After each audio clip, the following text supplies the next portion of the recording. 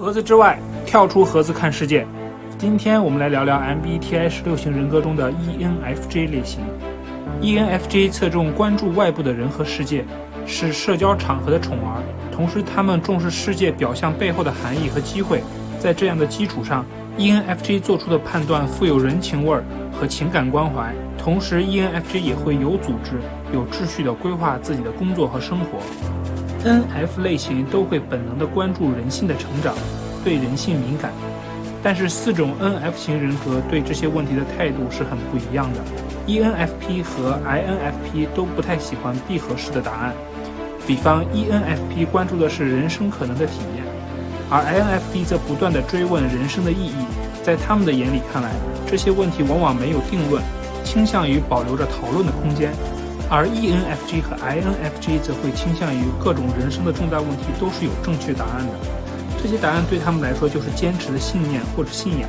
但是 ENFJ 又与 INFJ 有能量流动的方向性差异。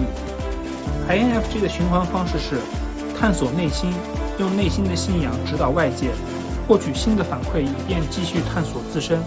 而 ENFJ 的循环方式是社交，与外部世界充分接触，产生信息交换，调整自己，从而更好地与世界互动。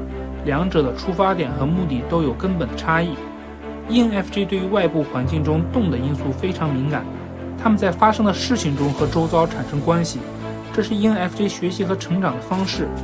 ENFJ 在很早期就开始发展他们的人际技能。事实上， ENFJ 的自我意识在很大程度上是在社交过程中产生的。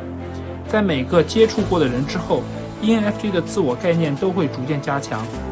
ENFJ 的这种由外而内，再由内而外的能量循环，就像是节节生长的竹子，吸取着外部的养分，同时修养着自己的气节，反哺着脚下的土地，站在那儿都是一道风景。ENFJ 的成长是明显可见的，在阅历的增长中， ENFJ 会明显地展示出自己硬朗顽强、愈挫愈勇的品质，这往往给人产生一种 ENFJ 敢打敢拼的印象。一个成熟的 ENFJ 一定经历过人生的跌宕起伏，一些挫折可能让其他人一蹶不振， ENFJ 却可能从中浴火重生。ENFJ 这种人物弧线式的成长方式，使得他们成为文学作品中常见的主角，比如《冰与火之歌》中的龙母，他的成长路径为整部作品增加了强烈的感染力。 I give him a queen, and he gives me an army. I don't want to be his queen.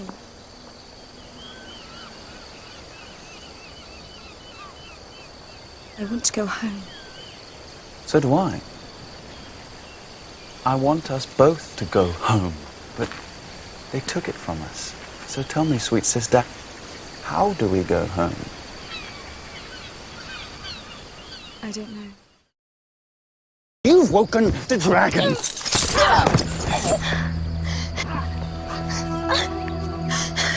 I am Khaleesi of the Dothraki. I am the wife of the great Khal, and I carry his son inside me. The next time you raise a hand to me will be the last time you have hands.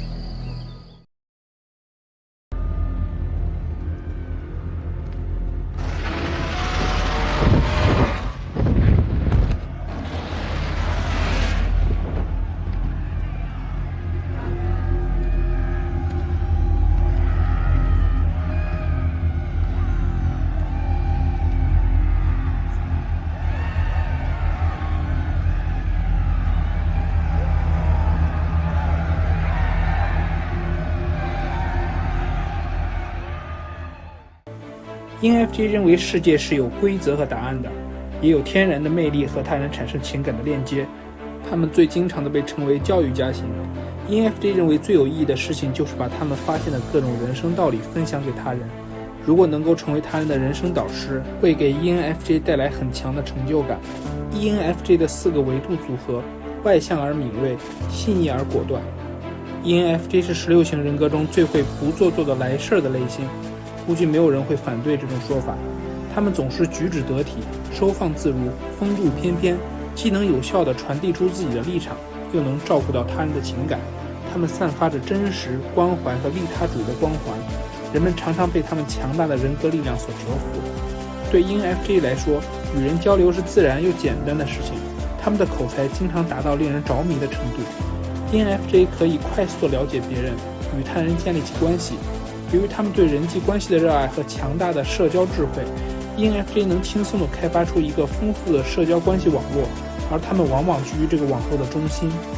如果一定要在16型人格中进行情商排名的话，其他类型很难出 ENFJ 其右。虽然 ENFJ 的成长过程可能跌宕起伏，甚至有坏学生的历史，但是 ENFJ 其实非常看重社会的主流价值观。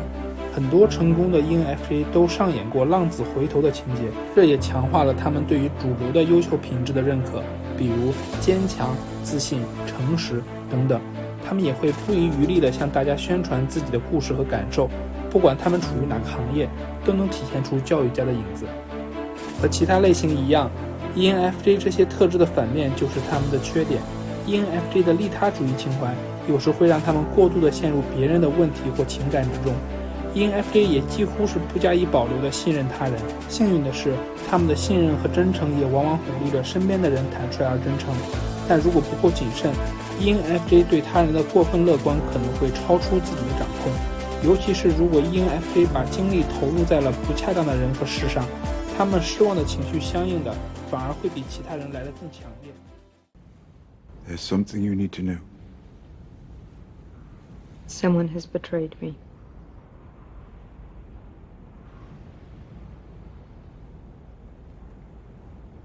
Yes. Jon Snow.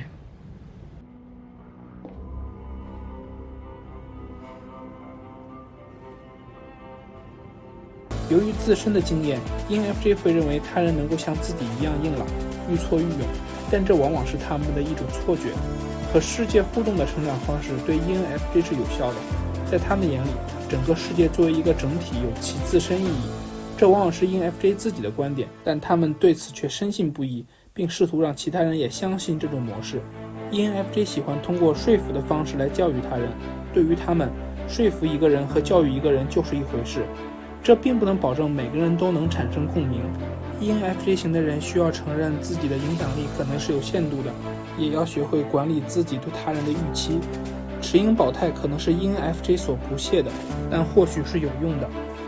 ENFJ 型的人往往对他人的情感需求过于关心，以至于他们会无视一些其他方面的重要需求，这可能会妨碍 ENFJ 做出正确的决定。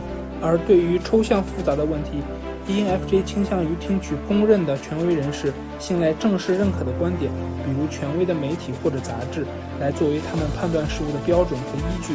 这导致身居高位的 ENFJ 并不能真正了解人们的需求。ENFJ 型的人很爱接受赞扬，但对于批评却很脆弱，可能会沮丧甚至慌乱。批评会让他们退缩，令他们感觉到自己不被欣赏。试着不在意他人的评价，可以让 ENFJ 型的人从积极的批评中获得对自己有用的信息。ENFJ 是自带主角光环的类型，愿 ENFJ 光芒照耀，光环不散。好了，今天的节目就到这里了。如果大家喜欢盒子之外的节目，欢迎订阅，这样就不会错过节目更新了。也欢迎大家在评论区里留言，分享你们的想法和体会。我们下期再见，拜拜。